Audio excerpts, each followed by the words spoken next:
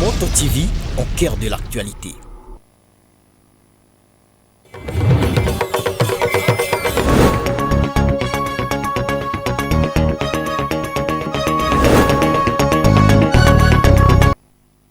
Nous vous accueillons dans ce journal, un seul titre à la une.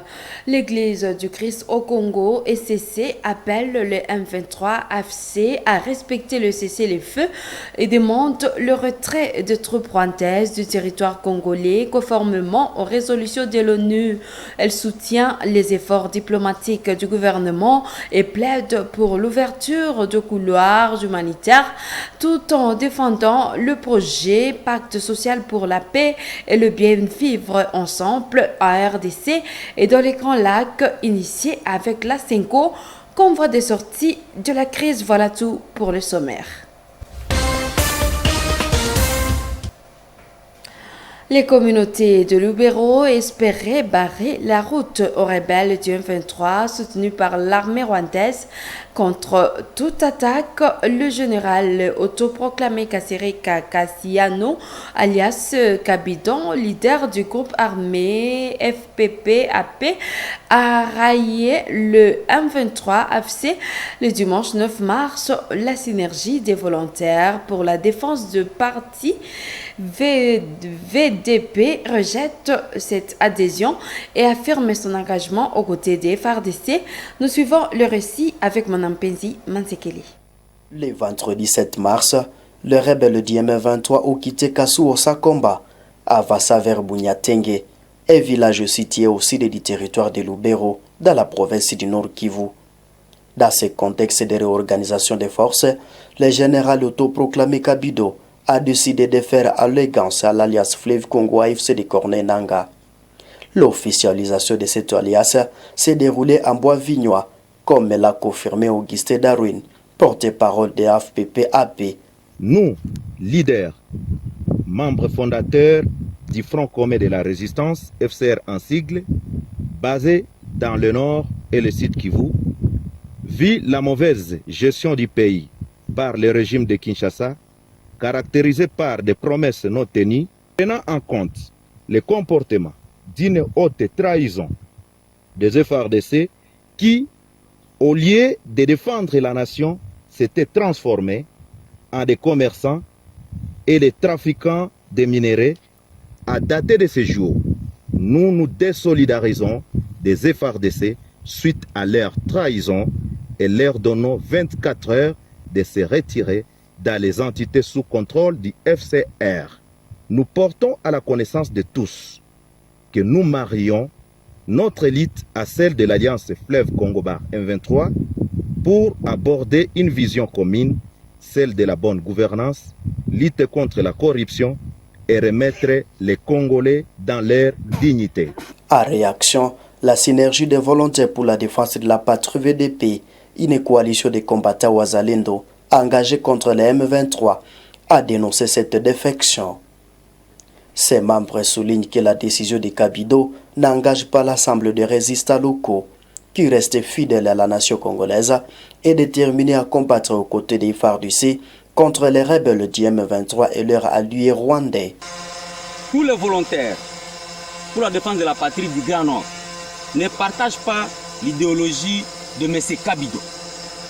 Ceci s'explique par le fait que 1. M. Kambale Kassiano Di Kabido n'est pas soutenu par tous les VDP. 2. M. Désiré Ngabo Kisuba ainsi que M. Mapenzi Lukoué Di Mike ne sont pas soutenus par les VDP. Depuis le début de la montée à puissance du M23, plusieurs groupes armés du Wazalendo se sont organisés pour défendre leur territoire. Les FPP-AP de Kabido figurait parmi les premiers à rejoindre cette dynamique. En décembre 2023, il déclarait encore à Actualité.cd que son unité était déployée à Rutshuru pour combattre l'ennemi. Son ralliement au M23 AFC, perçu comme une trahison par ses anciens alliés, rebat désormais les cartes du conflit dans le territoire de Lubero. Pendant ce temps, les rebelles de l'AFC M23 ont pris le contrôle de la cité de Kadenya-Bionto en territoire de Massissi le dimanche 9 mars après des violents combats contre les FARDC et les miliciens Ouazalendo. Cette offensive a provoqué un important déplacement des populations avec de milliers de civils fuyant vers Kachebere et d'autres localités voisines. Ancien bastion de la milice APCLS, Nyabionto représente une position stratégique pour les M23 qui poursuit sa progression vers Walikale, une zone riche en minerais. Face à cette avancée, le gouvernement assure que les FARDC redoublent d'efforts pour contenir la menace et stabiliser la région. Autre chose dans cette édition, d'ailleurs, l'élément de titre, l'église du Christ au Congo ECC appelle la rébellion du M23 FC à respecter le cessez-le-feu pour donner une chance aux initiatives de paix. Elle dénonce la présence des troupes rwandaises en RDC et demande leur retrait conformément aux résolutions de l'ONU. L'ECC soutient également les processus régionaux et plaide pour l'ouverture de couloirs humanitaires dans l'est du pays. Madame Penzimanzekele, nous vous gardons. Lors des 63e sessions tenues à Kinshasa du 5 et 8 mars 2025, l'ECC a exprimé son opposition à la présence des forces étrangères et des groupes armés à RDC. Elle insiste sur le respect de la résolution 2773 du Conseil de sécurité de l'ONU, qui exige le départ des troupes rwandaises. L'Église protestante exhorte aussi le gouvernement à résoudre définitivement les causes de la présence des groupes armés étrangers, comme les FDLR et les ADF. Tout en menaçant sa propre initiative de paix, elle soutient les processus de Luanda et Nairobi et demande la mise en place des couloirs humanitaires pour aider les populations du Nord Kivu et du Sud Kivu. L'ECC, la Conférence épiscopale nationale du Congo, CENCO, porte le projet Pacte social pour la paix et le bien vivre ensemble à RDC et dans le Grand Lac.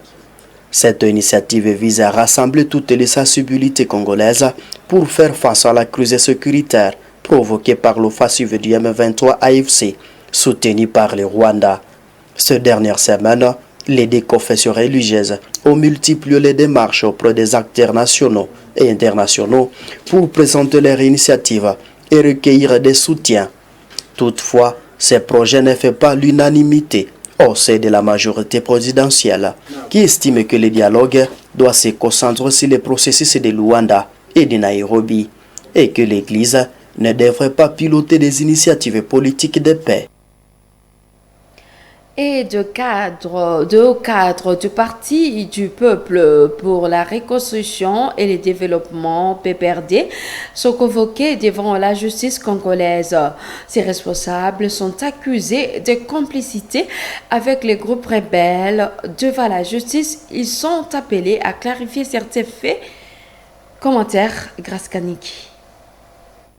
Selon un communiqué émanant du ministère de la Justice, les hauts cadres du Parti du Peuple pour la Reconstruction et le Développement PPRD pourraient être auditionnés pour leur supposée complicité avec des mouvements terroristes, notamment l'AFC et le M23. Ce lundi 10 mars, ces personnalités, à savoir Obé Minaku, vice-président du PPRD, Emmanuel Ramazani Shadari, secrétaire permanent, ainsi que Ferdinand Kambere, son adjoint, ont été convoqués devant l'auditeur supérieur militaire à Kinshasa. Cette convocation évoque simplement la nécessité de clarifier certains faits devant la justice, note radio okapi.net. Les mêmes sources renseignent que ces hauts cadres sont aussi interdits de quitter le pays jusqu'à nouvel ordre. Il y a environ 2 semaines, le président Félix Tshisekedi a directement accusé l'ancien président de la RDC, Joseph Kabila, autorité morale du PPRD, de soutenir le groupe rebelle du M23 et de l'AFC qui sème des tensions dans la partie est de la République démocratique du Congo. Des allégations rejetées par Joseph Kabila, mais aussi par certaines personnalités du PPRD,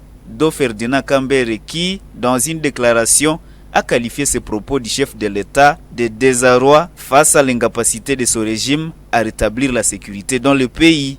La convocation judiciaire intervient dans un contexte tendu entre ce parti désormais de l'opposition et le régime en place. Les dossiers sont entre les mains de la justice congolaise. En attendant, des idées divergentes sur cette affaire se multiplient de plus en plus dans l'opinion publique. Et le complexe scolaire Joseph Marius a célébré ce lundi 10 mars 2025 ses 10 ans d'existence. Ce jubilé d'État a coïncidé également avec le 100e anniversaire de la naissance sociale de son patron, Monseigneur Henri Pirard Joseph Marius. Une messe a été dite à l'occasion à l'église du secteur Kitoulou, réunissant élèves, parents et autorités de cette école conventionnelle catholique. Nous suivons le reportage de Gérard Nrefou.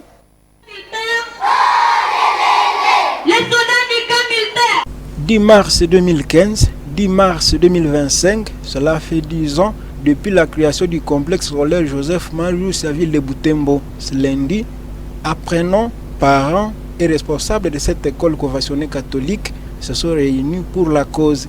Dès 8 heures, les élèves, les écoliers ainsi que les enfants de la maternelle se sont rassemblés dans la cour scolaire avant de se diriger à Kitoulou pour la célébration eucharistique. Dans une procession partie de Boheka jusqu'à l'église, les enfants et les corps enseignants ont manifesté une ambiance festive ponctuée par la fanfare. Aussitôt arrivé à l'église, l'abbé Matemouissa a recommandé aux participants de vivre conformément à Monseigneur Henri Pirard Joseph Marius, leur patron. Présent à la messe, la mère générale de la congrégation des petites sœurs de la présentation de Marie au temple a remercié les parents, le responsable du complexe scolaire Joseph Marius qui se donne pour l'avancement de l'école. Merci pour cet esprit de sacrifice, de l'oubli de soi, d'endurance dans les épreuves liées à l'éducation. Grâce à ce grand soutien, nous accordés dans cette brèche, nous parvenons aussi à vaquer à nos différentes activités journalières et vous aider à faire pérenniser les œuvres de Monseigneur Henri Pirard Marius, premier évêque du diocèse de Butembo-Beni. Vraiment, merci pour cette donation. Après la célébration eucharistique, les participants, essentiellement les apprenants de Marius et leurs responsables, se sont dirigés dans la salle Reine de la Paix à Maria Mama pour la suite des cérémonies festives.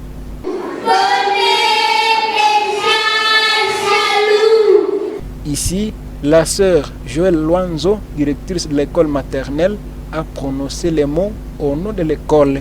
Très chers collègues, amis, frères et sœurs, joignez notre joie de vous voir très nombreux pour venir annoncer de votre présence à cette activité, non seulement mémorielle, mais aussi et surtout historique. Rappelons que le complexe scolaire Monseigneur Joseph Marius est une école privée sous la direction de Christian de la présentation de Marie au Temple, mais cette dernière fonctionne depuis l'année scolaire 2015-2016. Les enfants du complexe scolaire Joseph Marius ont déclamé des poèmes et chanté des chansons à l'honneur de Monseigneur Henri Pirard Joseph Marius et à l'occasion des 10 ans d'existence de leur école. Et avec tous leurs invités, ils ont partagé un repas fraternel. Autre chose, les femmes doivent connaître leurs droits pour mieux les défendre. Réflexion développée lors d'une conférence organisée à l'Université de l'Assomption au Congo le samedi 8 mars en marge de la Journée internationale des droits des femmes. Les participants ont également été sensibilisés à la protection de femmes vulnérables. Des détails avec Clémence Nengo dans ce reportage de Promesse Mouhiane. Dans la salle ouest de Kambali, des étudiantes et étudiants de l'UAC ont pris part à cette rencontre axée sur le droit des femmes. L'événement a été marqué par l'intervention de deux experts de la structure Femmes engagées pour la promotion de la santé intégrale, FEPSI, qui a abordé respectivement des thématiques comme l'autonomisation économique et les droits fondamentaux des femmes.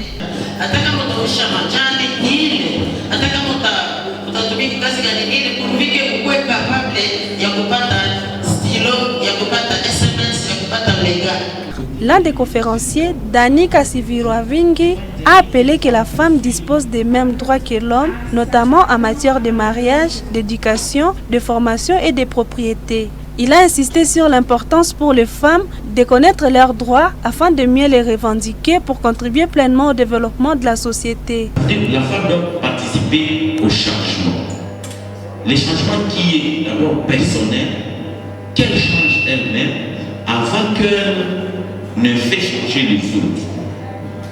Donc pour que la femme, par exemple, pour que la femme jouisse de ses droits, elle doit d'abord connaître ses droits, elle doit d'abord renseigner les autres de ses droits, elle doit assumer ses devoirs pour qu'elle se sente libre de jouir de la plénitude de ses droits. Abordant les droits de la protection, l'intervenant a encouragé les étudiants à s'impliquer activement dans la défense des personnes âgées et des personnes en situation de handicap. Actuellement, les vieilles là, elles fracturent même les goudrons. C'est tout est central. Et si c'est ma grand-mère, alors je l'expose. Je ne participe pas à sa protection, alors que c'est une femme, c'est une personne qui doit être protégée. Donc nous qui avons des grands-mères, s'il vous plaît, essayons de participer à leur protection. Si elle est passionnée par aller à ville demander, accompagner-la juste pour franchir le tronc. Les discussions ont mis en évidence une avancée progressive dans la reconnaissance et le respect des droits des femmes au sein des cultures locales comparées aux années précédentes.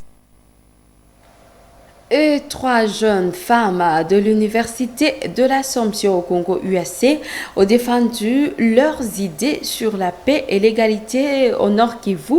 Elles ont participé au concours Miss Éloquence organisé sur le campus le 8 mars. Sarah Lukumbuka, étudiante en Master 1 Gestion de l'environnement, a remporté la compétition. Promesse Mouyana pour le reportage. Samedi 8 mars, vers la mi-journée, les concours d'argumentation dit Miss Éloquence démarrent à l'Université de l'Assomption au Congo. Challenge mettant en défi 3 jeunes femmes étudiantes dans 2 différents départements organisés à l'UAC. Ces concours soumis à des critères précis de cotation a été énoncé dans la thématique Filles, femmes, unissons-nous pour la consolidation de la paix, égalité et résilience communautaire au Nord Kivu. Parmi ces 3 protagonistes, face à un jury composé de 3 membres, Asifi Wemunene, étudiante en Master 1 à Psychologie et Sciences de l'Éducation, a ouvert la compétition en présentant son plaidoyer au public composé d'étudiants et d'autres intéressés. La République démocratique du Congo, notre pays, tourne périphériquement des pages les plus sombres de son histoire. Une histoire dramatique. Est-ce qu'il y a des cas concrets que les femmes de Butembo du Nord Kivu peuvent, sont des cas qui peuvent être imités par les autres femmes, ou s'il n'y en a pas, lesquels proposeriez-vous? La femme et l'homme doivent être présents dans toutes les actions de lutte pour la paix. Elle est suivie par Séraphine Lobo de 2e année de sciences du développement. L'autonomisation économique des femmes par la création d'opportunités d'emploi et de formation professionnelle est essentielle pour briser les cycles de la pauvreté. Est-ce que ça veut dire que les mamans ont failli à leur mission d'éduquer les enfants? Quand tout le monde est dans son état de dépendance, alors la mère peut dire, mais on est conscient de l'église, voilà. Sarah Lukumbuka, des Master 1 en gestion de l'environnement, clôture la série d'exposés. Les mouvements féministes appellent des choses qui avaient été renforcés par la 4e conférence mondiale sur la femme organisée sous l'égide de l'Organisation des Nations Unies, a aidé à faire de la célébration de cette journée le point de ralliement entre les efforts. Si vous pouvez nous donner une brève différence entre un réfugié et est déplacée de guerre. Et par trouver et par s'exiler dans un autre pays. Tandis qu'être déplacé de guerre, c'est... Après délibération, les jurys présidés par Maître Ranil Frangi a proclamé les résultats. Sarah Lukumbuka, désignée gagnante et Miss Éloquence du jour. Celle qui a obtenu le plus de pourcentage, c'est l'étudiante Kaïno Sarah Lukumbuka avec 78,33%.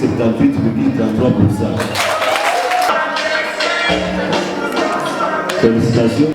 Asifiwe Munene a obtenu la deuxième place, suivi de Séraphine Lobo.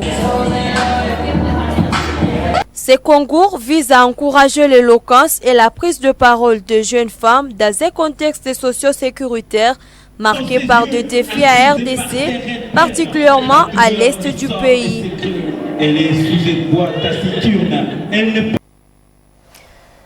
Et dans les cadres de festivités du 8 mars, la commission pastorale familiale, le COPAF de la paroisse Saint-Cyril d'Alexandrie, a réuni plusieurs femmes mariées et fiancées ce dimanche 9 mars. Elles ont échangé sur les atouts, les contraintes et les défis auxquels elles font face dans la réalisation de leurs ambitions économiques. Des experts issus des différents secteurs ont pris part à cette conférence pour leur apporter des conseils pratiques. Myriam Bekitaouité a signé ce reportage. Ce dimanche à 9h, ces femmes membres de la commission pastorale de la famille de l'UCG se sont retrouvées dans la salle de conférence de l'Institut technique agricole et vétérinaire. Elles sont accompagnées d'invités issus de divers secteurs, notamment de représentants des sociétés de microfinance et d'autres acteurs économiques. L'objectif de cette rencontre est de sensibiliser les femmes aux opportunités et aux défis du monde socio-économique sous le thème « Femmes et ambitions socio-économiques, atouts, contraintes et défis ». Au cours des échanges, une conférencière a mis en avant plusieurs atouts des femmes tels que leur courage, leur optimisme, leur capacité à concilier travail salarié et tâches ménagères, ainsi que leur endurance face aux difficultés. Toutefois, elle a également souligné certaines contraintes, notamment les sécurités qui freinent leur autonomisation. Elle a ensuite proposé des stratégies pour une gestion budgétaire efficace en insistant sur la réduction des dépenses et la flexibilité financière. Et nous avons aussi puisé dans certains principes économiques, comme le principe de la rationalité, qui nous demande, qui est tel que la consommation, toute consommation se fait sous contrainte budgétaire et que nous devons être des calculateurs, nous devons éviter, parce qu'au moins parmi les contraintes, nous avons identifié que les femmes sont sentimentales, parfois il nous faut moins de calculs. La présidente de la commission pastorale de la famille de la paroisse universitaire Saint-Cyril d'Alexandrie a exprimé sa gratitude pour cette initiative, soulignant l'importance de l'unité entre femmes et les enseignements reçus. Nous vous remercions beaucoup. Avec l'expérience vécue dans nos foyers, vous devez comprendre que s'occuper des enfants n'est pas chose facile. Mais laissez-moi vous rappeler que, selon la Bible, une femme qui est bénie est celle qui crée Dieu. Les participantes, y compris quelques hommes curieux, venus assister aux échanges, ont posé plusieurs questions et partagé leurs expériences de réussite. Des témoignages inspirant un esprit de solidarité. Naonekana kazi ya kunyumba ya menagere haiko kazi. Esi utatuambia kama mama mwenye anatia kazi kwake kwa mstari kabisa, mwenye anatumika kwenye ukiangaje par exemple un domestique, yeye anafanya hiyo kazi, eski tutasema hatumiki kabisa? En 2025, compte tenu du contexte sécuritaire, la Journée internationale des droits des femmes a été célébrée dans un cadre de réflexion, d'enseignement, plutôt que par de grandes festivités. Et c'est la fin de cette édition. Merci à vous de l'avoir regardé. À bientôt sur Moto TV.